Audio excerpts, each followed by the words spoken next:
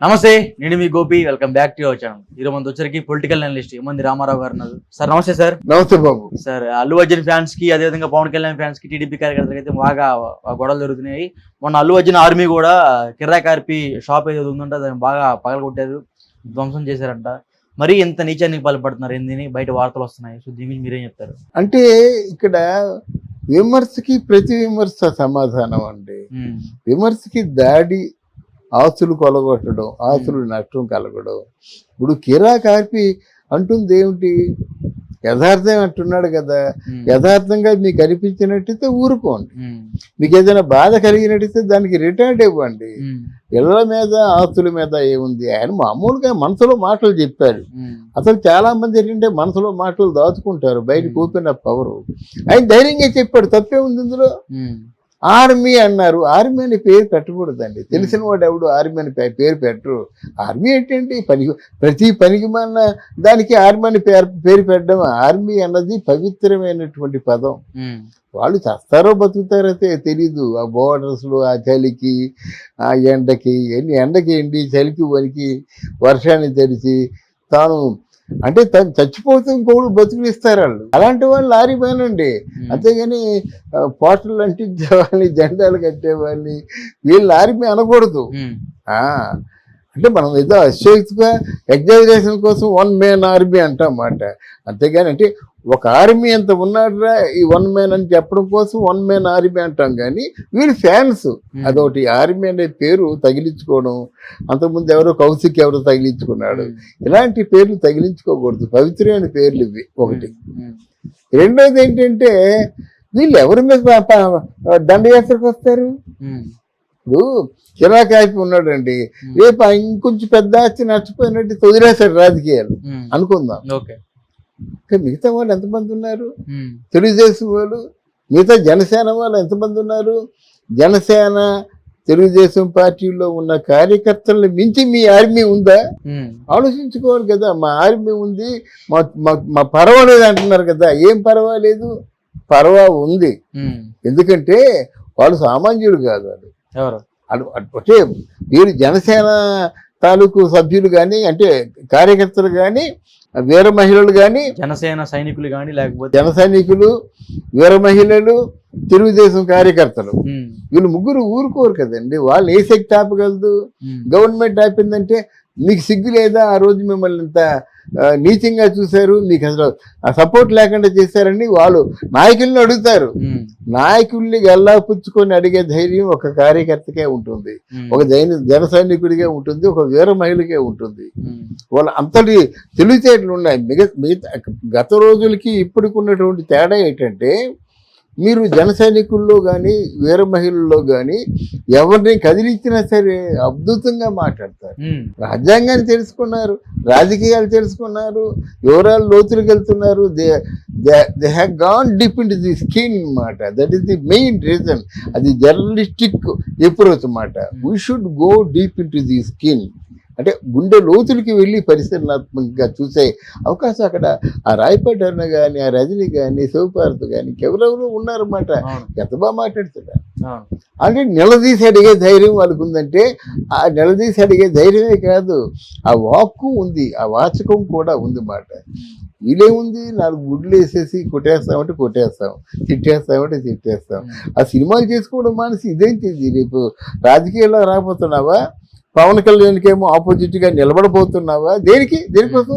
ఈ సినిమాలు నువ్వు చేసుకో. అంటే ఇదిగో వార్తలు వస్తున్నాయి, ఈసారి ఎలక్షన్ లో పవన్ కళ్యాణ్ కి ఆపోజిట్ గా అల్లు అర్జున్ అయితే నిలబడుతున్నాను కొన్ని వార్తలు వస్తున్నాయి. పవన్ కళ్యాణ్ కి ఆపోజిట్ గా అల్లు అర్జున్ నిలబడితే మళ్ళీ పాలకొల్లో వెళ్ళిపోతాడు. అంత మాట అనకూడదు. కానీ ఒకవేళ పవన్ కళ్యాణ్కి, ఇదే నోట్ చేసుకో, పవన్ కళ్యాణ్కి అంటే ఒక ప్రత్యర్థిగా అల్లు అర్జున్ నిలబడితే తిరిగి పాలకొల్లు వెళ్ళిపోతాడేమో అనుమానం ఒకటి.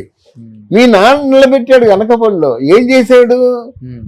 మీ నాన్నకి ఏ గతి పట్టిందో నీకు అంతకంటే మీ నాన్న కొంచెం గౌరవం ఉంది, ఆయనకు ఒక మంచి చక్కగా మాట్లాడగలడు, ఆయనకి జీవితం అనుభవం చూశాడు, నువ్వు చూడలేదు కదా. నువ్వు జీవితం ఏం చూసావు నువ్వు?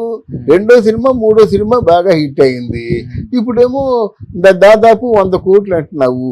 ఈ 100 కోట్ల జీవితం కాదు.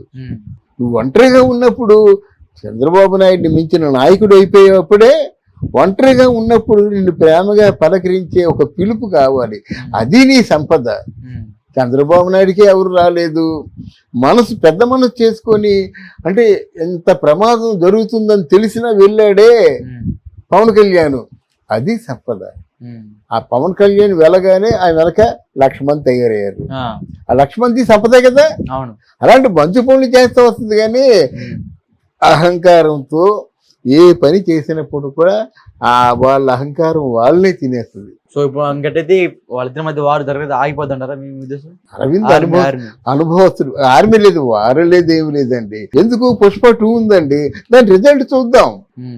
ఇవన్నీ పనిచేస్తాయండి. పవన్ కళ్యాణ్కి యాంటీగా ప్రచారం చేయడం అంటే యాంటీ రిలీజ్ చేయరా?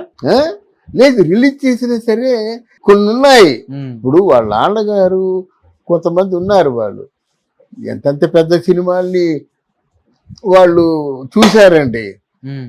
అంటే వాళ్ళ చేతుల్లో పెద్ద సినిమా చిన్న సినిమా అయిపోతుంది, చిన్న సినిమాని హైప్ ఇచ్చి పెద్ద సినిమాని చేయగలరు.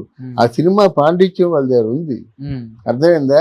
చిన్న సినిమా దిల్రాజు ఒకడు, వీళ్ళందరూ ఏంటంటే బలగం సినిమా ఎంత సినిమా అండి, ఆకాశానికి ఎక్కిస్తారు బికాజ్ ఆఫ్ దిల్రాజు, అర్థమైందా? అలాగే అల్లు అరవింద్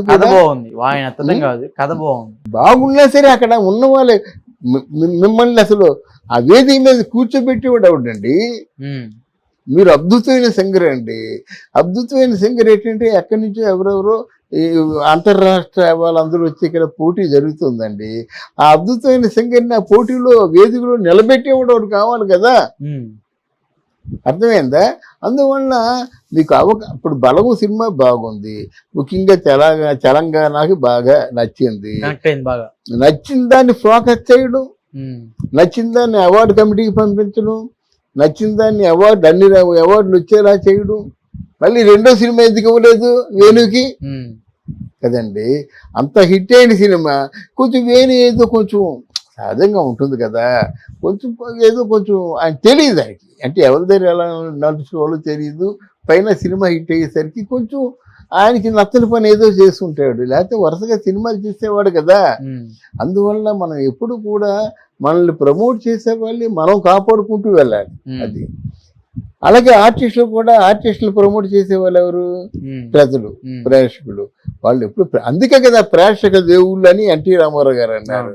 ఆ ప్రేక్షకుల్ని దేవుళ్ళ చూడాలి, కానీ ఏదో గొర్రెల మందన చూస్తే మనం మూల్యం చెల్లించుకుంటాం. ఎందుకంటే రాజకీయాలండి, రాజకీయాల్లో చంద్రబాబు నాయుడు పవన్ కళ్యాణ్ ఏమి చేయలేకపోవచ్చు.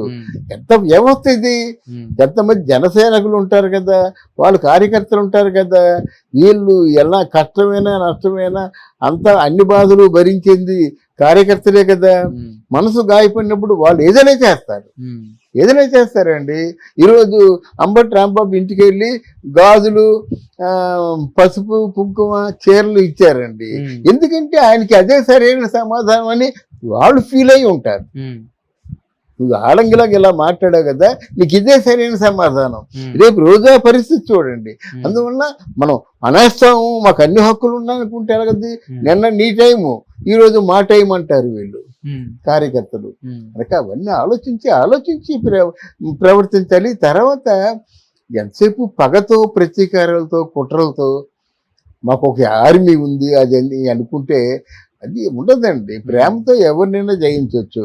ఆ ప్రేమతో కాబట్టి గాంధీ తాత ఆ బ్రిటిష్ వాళ్ళు వణికారు.